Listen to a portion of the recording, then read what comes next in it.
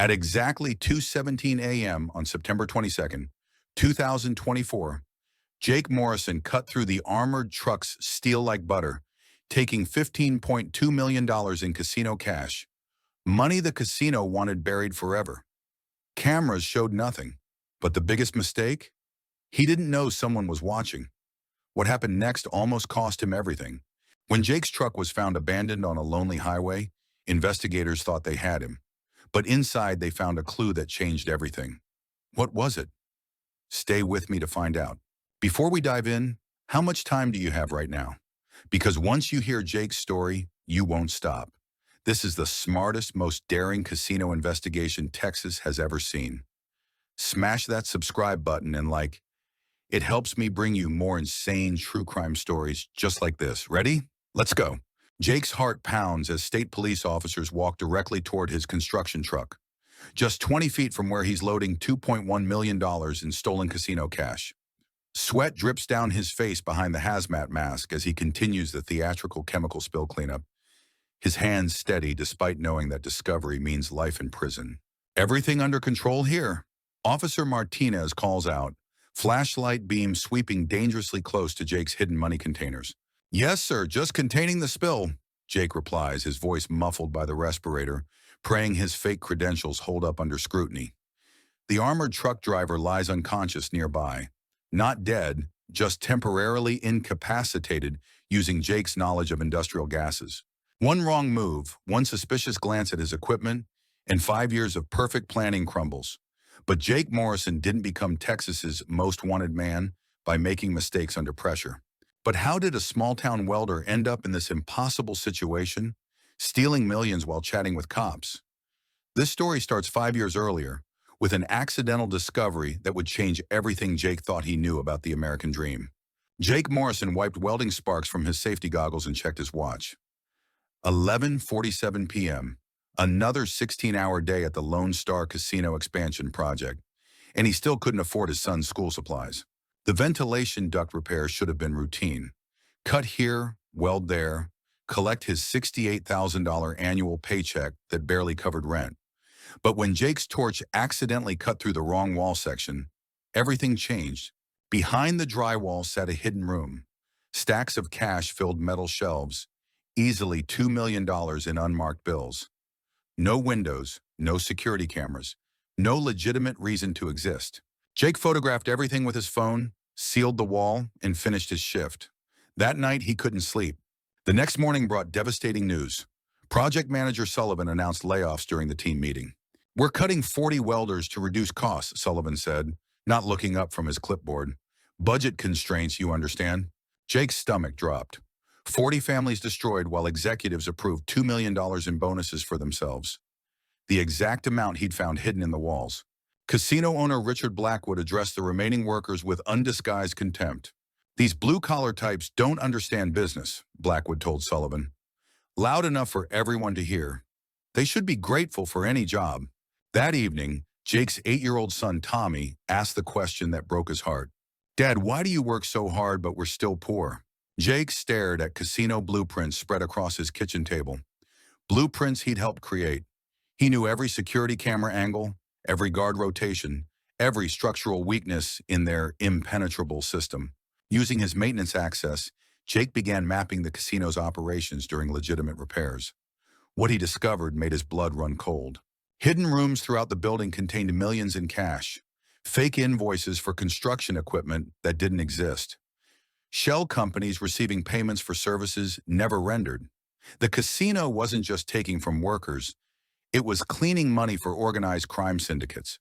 Jake calculated the numbers with forensic precision. Executives took more in 1 month than he earned in 5 years, while using his welding skills to build infrastructure for organized crime. Security Chief Marcus Webb started noticing unusual patterns in Jake's access logs. "Why is our senior welder checking cash room ventilation systems at 2 a.m.? Webb asked Sullivan during their weekly meeting. Jake knew he was being watched. Time to act. Jake spent 3 weeks studying security patterns, guard rotations, and cash handling procedures. He identified a 15-minute window during shift change when the cash counting room was vulnerable. Working in his garage, Jake modified a welding torch to cut silently through steel. He created fake work orders that would give him legitimate access to restricted areas. On a Tuesday night, Jake entered the cash room during his maintenance window.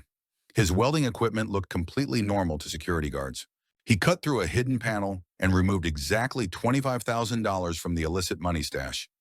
Not enough to trigger investigation, but enough to pay rent for 6 months. Security guard Eduardo arrived 3 minutes early for rounds. Jake squeezed into the ventilation shaft he was repairing, listening to footsteps pass inches from his hiding spot. After Eduardo left, Jake completed legitimate welding work and filed his maintenance report. Perfect cover. The missing money was blamed on accounting errors.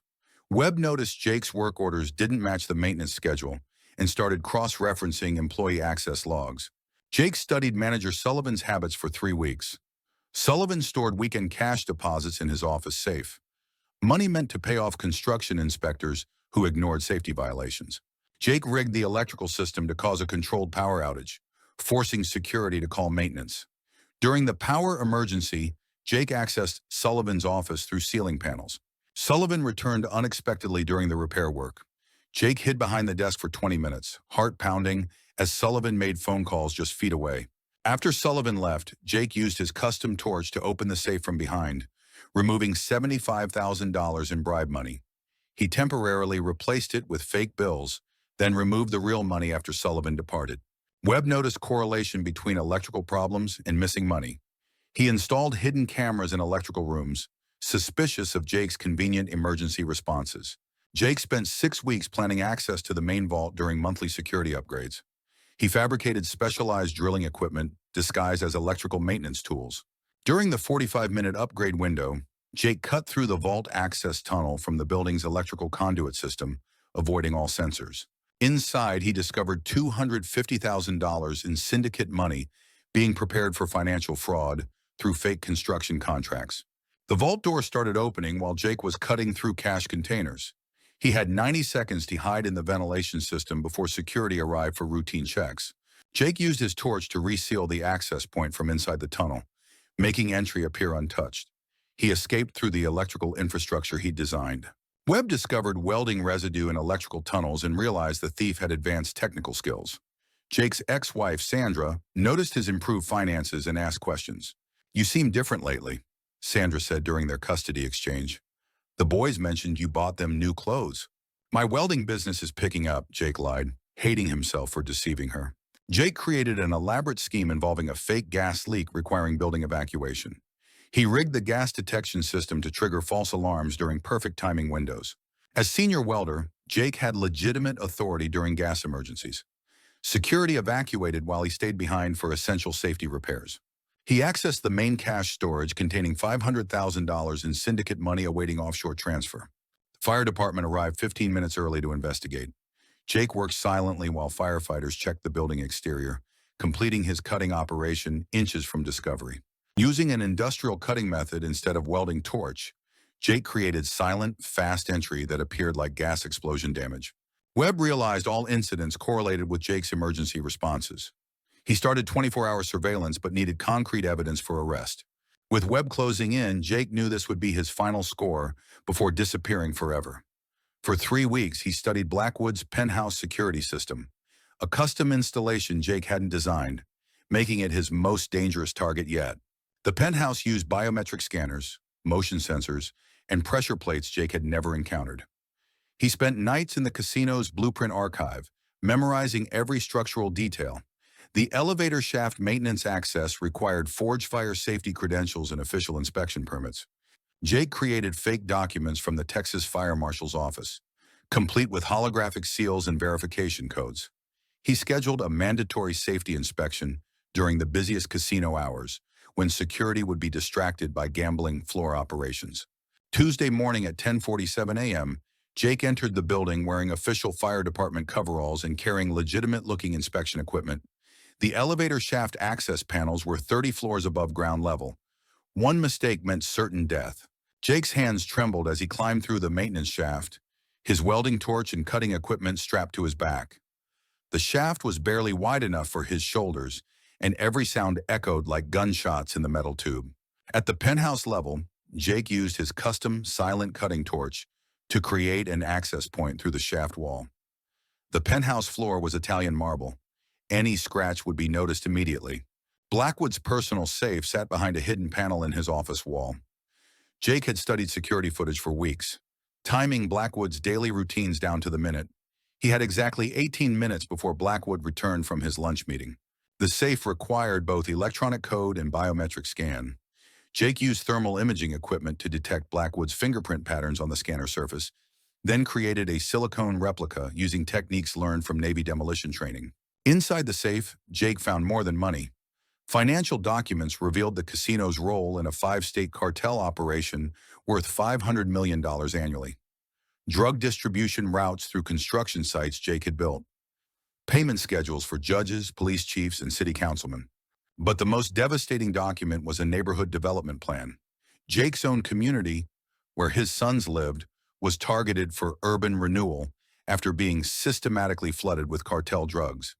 The casino would buy the land cheap once property values collapsed from drug-related crime. Jake photographed every document with his phone, his hands shaking with rage. These people hadn't just stolen money. They'd planned to destroy his children's future for profit. The elevator chimed. Blackwood was returning early. Jake stuffed $750,000 cash into his equipment bag and scrambled toward the ceiling access panel he'd prepared. The office door opened just as Jake pulled the panel closed above him. For 45 minutes, Jake lay motionless in the cramped ceiling space, while Blackwood made phone calls directly below.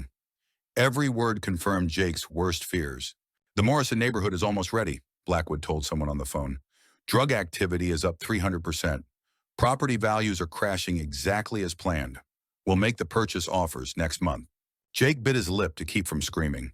They were talking about his street, his son's school, his neighbors' homes.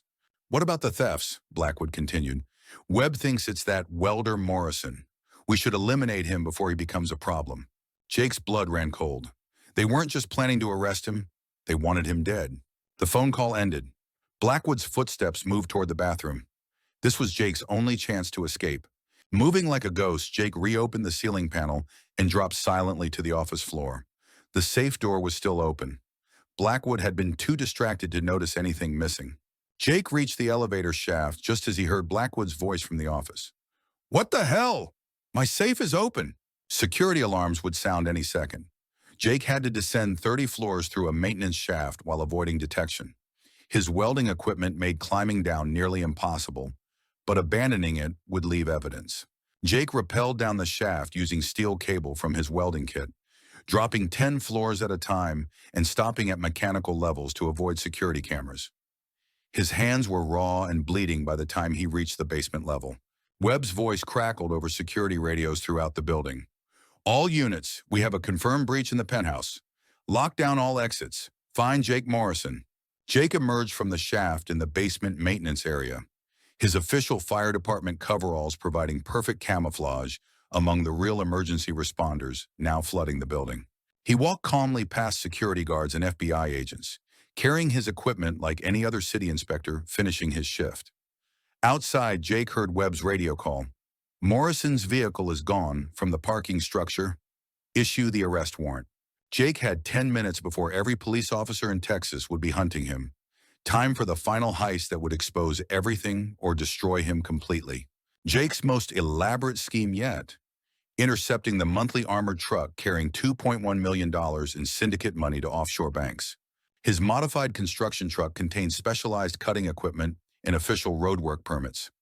Jake created a convincing hazmat emergency using industrial chemicals, forcing the armored truck to stop.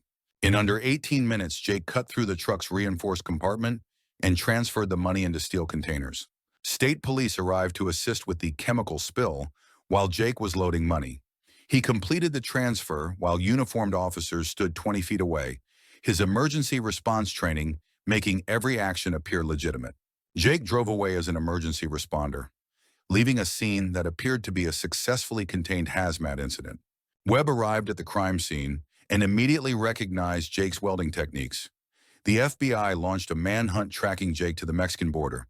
At the checkpoint, Jake faced his final choice: escape to Mexico or surrender to expose the criminal conspiracy. Jake turned himself in, providing complete documentation of the casino's money laundering operation in exchange for immunity and family protection. His evidence revealed a $500 million cartel network using casino construction projects across the Southwest.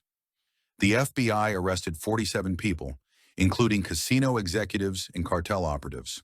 Webb received federal commendation for the investigation that led to the largest organized crime bust in Texas history. Jake turned himself in, providing evidence that led to 47 arrests and exposed a $500 million organized crime network. But when investigators found Jake's abandoned truck, they discovered the real twist.